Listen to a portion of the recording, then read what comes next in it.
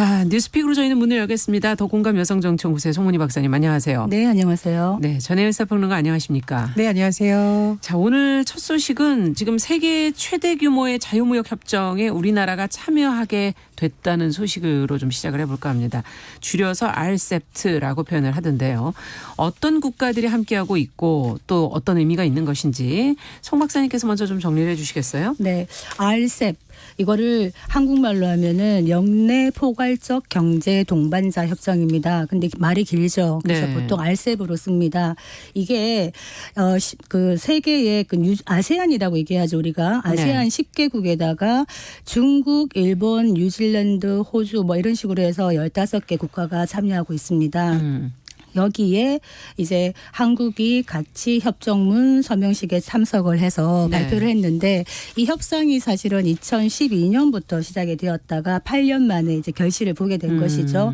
그래서 화상회의를 통해서 서명을 했는데 문 대통령이 여기 의제 발언을 통해서 어떤 말을 했느냐.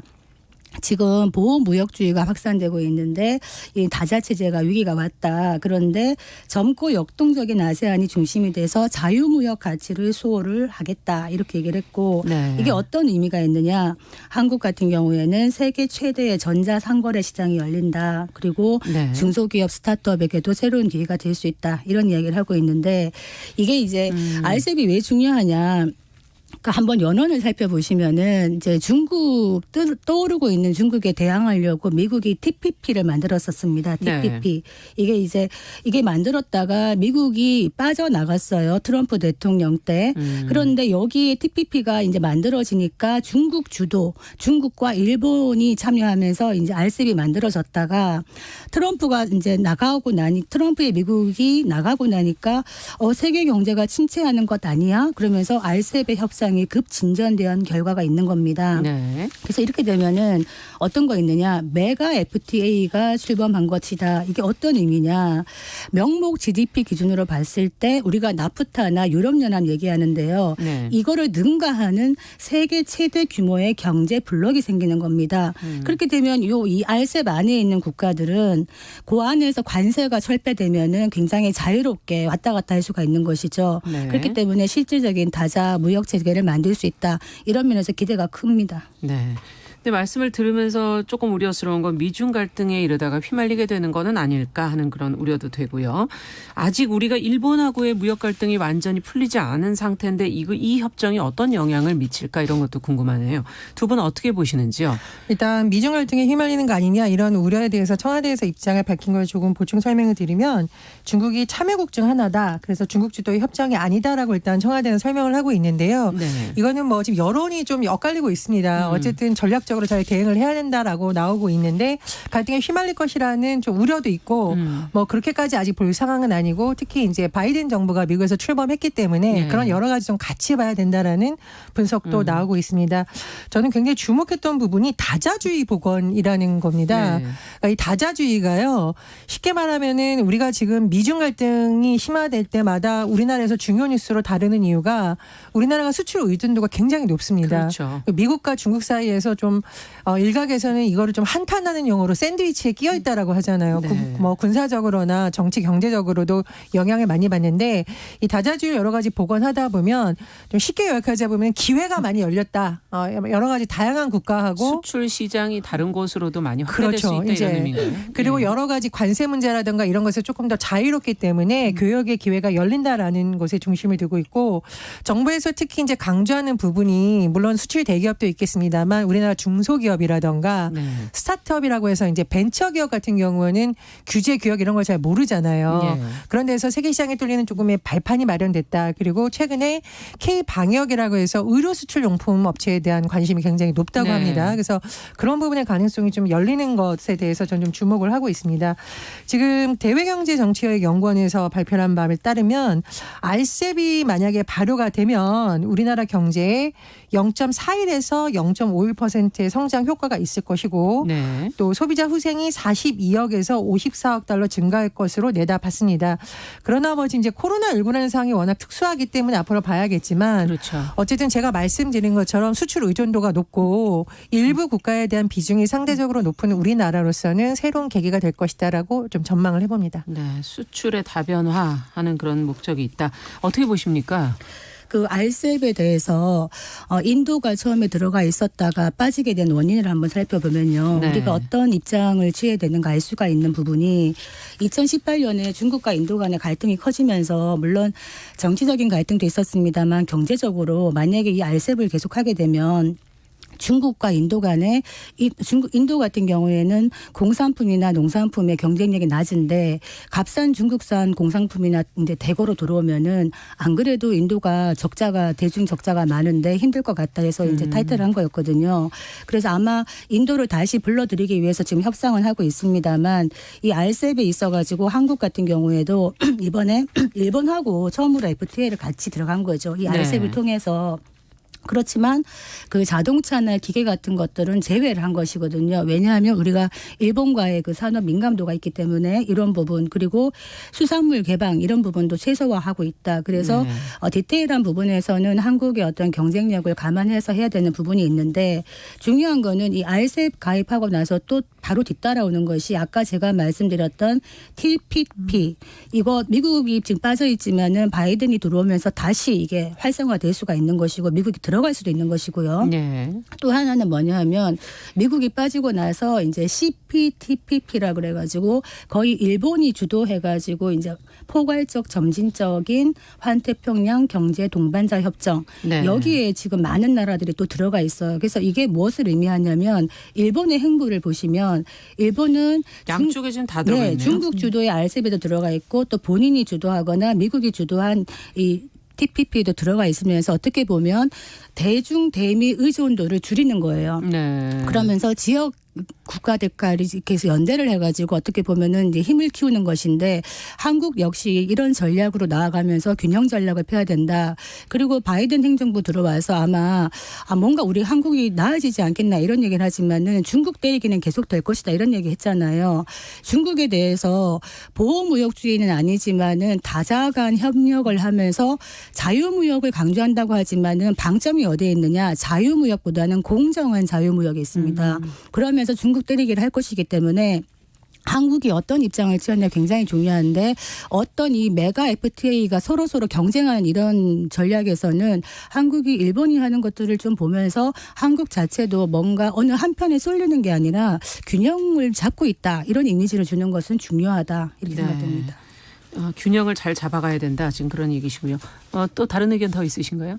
근데 이게 좀 다른 얘기입니다만 크게 보면 지금 어떤 세계 무역의 EU, 나프타 그리고 RCEP 이렇게 재판이 될 것이라는 전망이 나오고 있고 전 이제 제가 지방에서 일했던 경험을 살펴보면 사실 지방자치단체들도 관광을 할 때 특정 도시에 있는 국가들하고 협력을 해서 이렇게 하는 경우가 있는데 문제는 뭐냐면 심지어 지방에 있는 중소도시들도요. 한중 관계가 타격을 입으면 갑자기 관광객이 뚝 끊기다던가 또 한한령의 영향으로서 축제를 갖추고 근데 그런 영향이 있습니다. 그래서 이게 크게 보면은 국가 대 국가의 문제이고 작게 보면 이건 좀 별도의 어떤 첨언 같은 건데 지금 지방자치단체에서도 수출이라던가 관광을 다변화하는 노력을 좀 많이 하고 있습니다. 그런 차원에서 RCEP을 계기로 지역 정부라든가 이런 것도 여러 가지 다른 시장을 개척하는 움직임을 가져오면 어떨까 그런 생각이 듭니다. 네.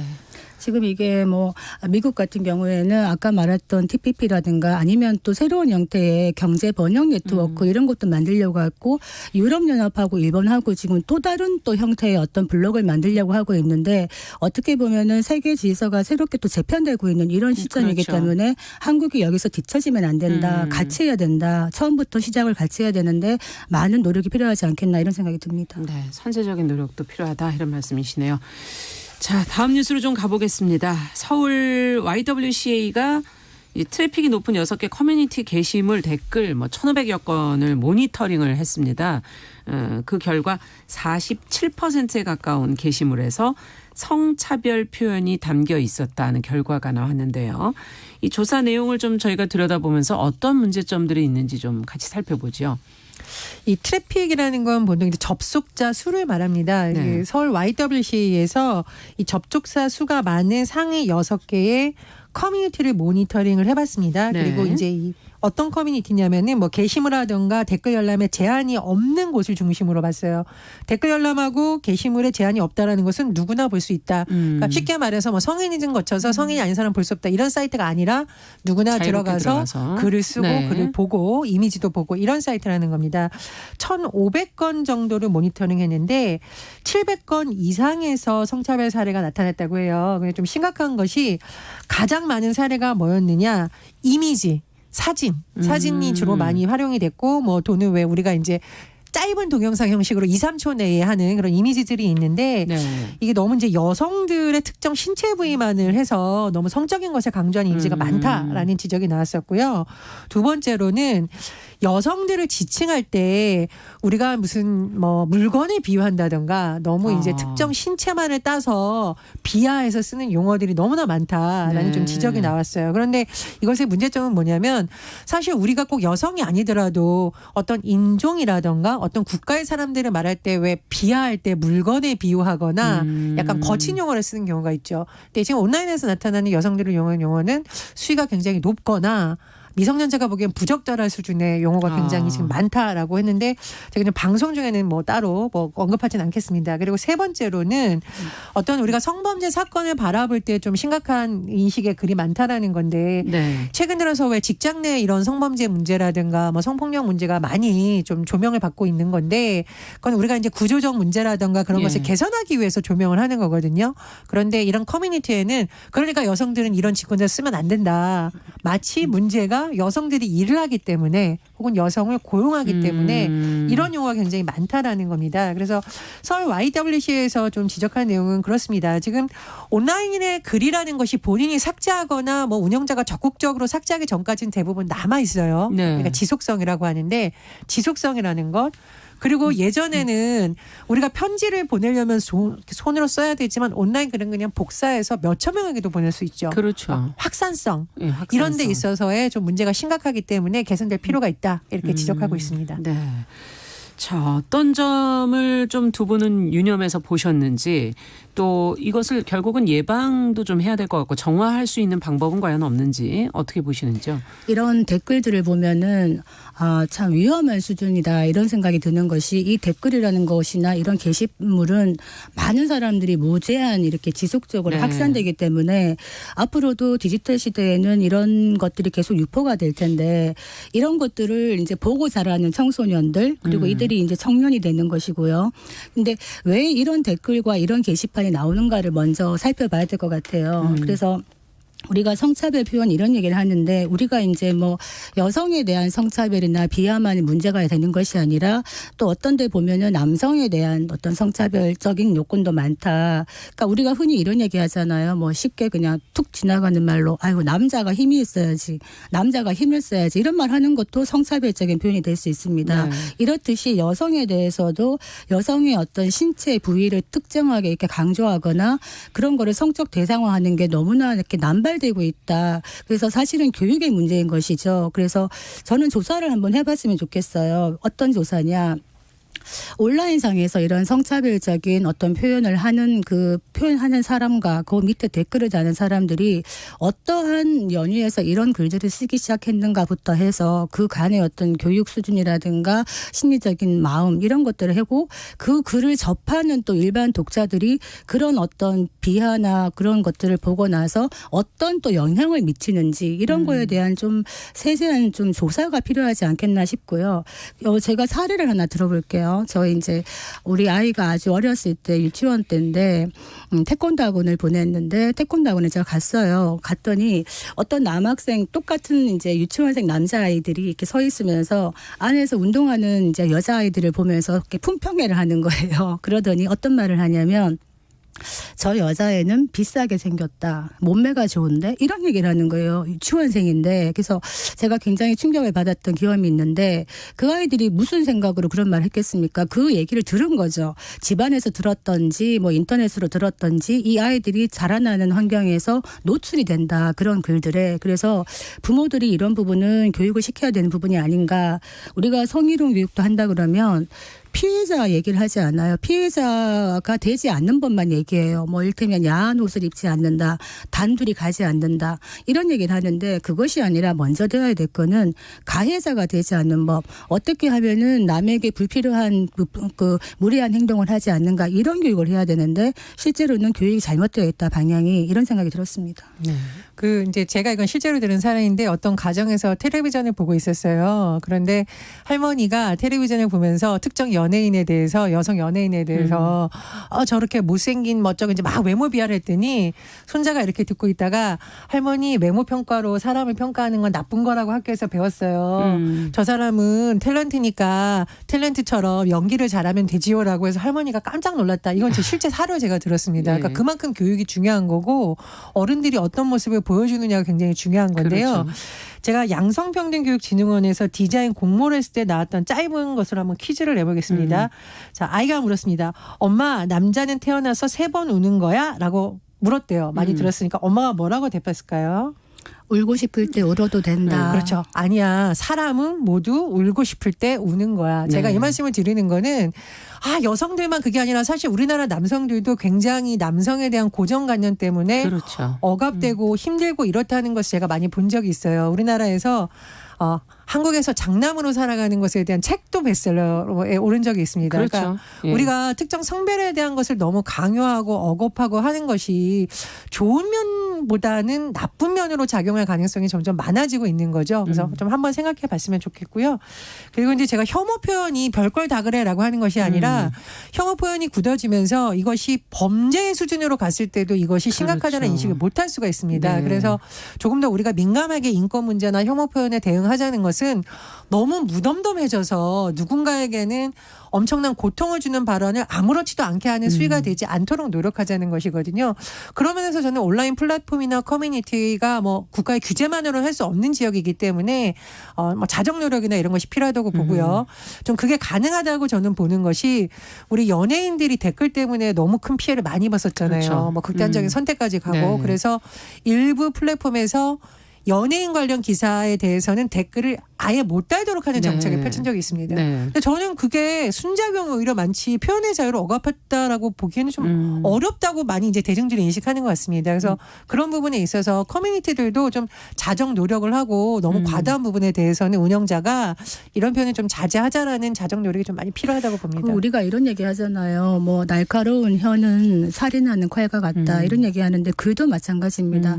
말이나 글이나 모두 상대방을 향하는 것인데 말하기 전, 글 쓰기 전, 댓글 달기 전에 나의 이 행동이 상대방에게 어떤 영향을 미치는지 한 번 더 생각하자. 아까 말씀하셨듯이 사회 자체가 차별적인 표현에 너무 익숙해져 있고 둔감해져 있으면 문제의식도 느끼기 어렵습니다. 이런 것들을 우리가 하나하나 깨우쳐 나가야 되지 않겠나 이런 생각이 듭니다. 네. 갑자기 조용한데요, 댓글창이. 네. 아니에요. 우리 그래도 정용실의 뉴스 브런치 들어오시는 분들은 스스로 자정 노력을 많이 하고 계시니까 항상 저는 믿고 있습니다. 자, 마지막 세 번째 뉴스는 그 수도권 강원 지역에 지금 거리두기 1.5단계 예비 경보가 발령이 되는 등 지금 주말에 원래 저희가 검사가 좀 낮기 때문에 좀 낮은 수치가 나오는데 오늘도 지금 신규 확진자 숫자가 3자리 계속 지금 나오고 있고요. 코로나19 확산에 대한 우려가 또다시 지금 좀 커지고 있거든요. 이런 가운데 지금 정부가 오는 19일부터 얼마 안 남았습니다. 2주간을 수능 특별 방역 기간으로 지정을 했습니다. 이제 2주 동안 변화되는 것이 있는지 앞으로 우리가 조금 더 신경 써야 될 것은 무엇인지 오늘 좀 정리를 해보도록 하겠습니다.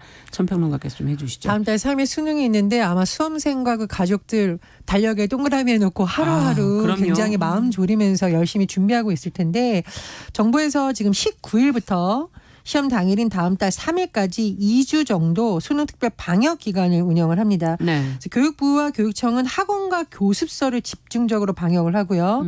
지방자치단체는 이른바 이제 스터디 카페라고 불리는 곳이 있죠. 많이 모이는 곳에 대한 학생이 방역을 공부하는 곳. 많이 네. 방역을 합니다. 그래서 일단 수능 일주 중인 이달 26일부터는 학원 교습소에서는 대면 교습 자제를 지금 정부에서 권고하고 있어요. 만나는 것을 좀 자제해라. 네. 얼굴 보고 학습하는 거 자제하라는 거고 수험생들도 좀 학원 방문 자제를 권고하고 있습니다.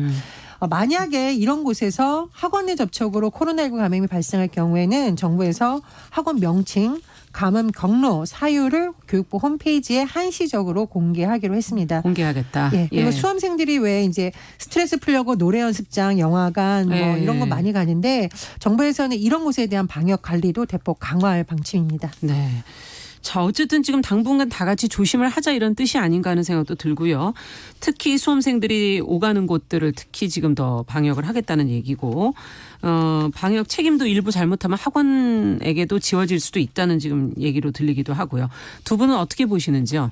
저는 정부의 이번 정책이 적실하다고 봅니다. 특히 네. 수능 일주 전부터는 학원이나 교습소에 대해서 대면 교습을 좀 자제해라. 네. 이 얘기는 맞다. 실제로 동영상 강의 같은 걸로 대체할 수 있거든요. 굳이 모이지 않아도. 그래서 지금 정말 수능이 얼마 안 남았는데 아이들에게 참 소중한 시기인데 우리 아이가 시험 본다. 이런 마음으로 같이 조심을 해줘야 되는 것이고 지금 1.5단계 예비 경보가 나오는 정도면 만약에 또 격상이 되면은 우리의 소중한 일상이 또 멈춰질 수 있기 그렇죠. 때문에 다들 조심해야 되는데 연말이 겹치다 보니까 또 송년 모임이 조금씩 잡히고 있어요. 지금 거리두기 낮아지고 있다 보니까 네. 지금 상태를 보면은 좀 자제해야 되지 않나 또 이런 걱정이 앞섭니다. 네. 어떻게 보십니까? 수험생들이 올해 얼마나 마음고생을 많이 했을까 싶습니다. 코로나19라는 특수 상황 때문에 뭐 수능 관련 일정에 그렇죠. 대한 고민 또 여러 가지가 많았을 텐데 모든 수험생들 수고했다는 말씀을 다시 한번 드리고 싶고 저는 이제 부모님들하고 어른들의 역할도 굉장히 중요한 것 같아요. 그러니까 다 같이 안 가면 괜찮습니다. 근데 누군가 몰래 간다, 누군가 공부한다라는 것이 학부모를 자극하고 아이들을 자극해서 혹시 하는 마음으로 하다 보면 방역에 또 구멍이 날 수도 있잖아요. 그래서 일단 선생님들과 학부모들과 수험생들이 다 같은 마음으로 올해만큼은 방역을 좀 철저히 준수하면서 하는 쪽으로 그렇죠. 갔으면 합니다. 약간 팁을 드리자면 이제 수능 일주일 전부터 정도 해서는 학원 가는 게 큰 도움은 안 돼요. 그렇죠. 본인이 수험생이 그동안 본인이 틀렸던 거 그거 한번 찬찬하게 풀어보는 것이 오히려 더 효과적이다. 학원 강사님들이 아무리 찝어줘도 본인이 못 풀면 끝이거든요. 그래서 마음을 편안하게 하고 마인드 컨트롤을 잘하는 기간으로 삼았으면 좋겠다. 힘내라 화이팅 합니다. 네. 무엇보다 건강한 게 제일 네. 중요한 게 아닐까 그런 생각도 드네요. 자, 두 분 수고하셨습니다. 뉴스픽 전혜연 평론가, 더공감 여성정치연구소 송문희 박사 수고하셨습니다. 감사합니다.